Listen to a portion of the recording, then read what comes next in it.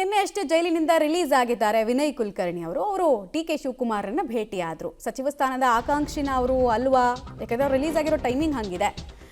ಮಾತಾಡಿದ್ದಾರೆ ಮಾಜಿ ಸಚಿವ ವಿನಯ್ ಕುಲಕರ್ಣಿ. ಏನು ಹೇಳಿದ್ದಾರೆ ಅನ್ನೋದ್ರ ಮಾಹಿತಿ ಕೂಡ ಕೊಡ್ತೀವಿ. ಸಿಎಂ ಡಿ ಕೆ ಶಿವಕುಮಾರನ್ನ ಭೇಟಿಯಾಗಿದ್ದಾರೆ ವಿನಯ್ ಕುಲಕರ್ಣಿ. ಕುಟುಂಬ ಸಹಿತ ಸಿಎಂರನ್ನ ಭೇಟಿ ಮಾಡಿದ್ದಾರೆ ಮಾಜಿ ಸಚಿವರು.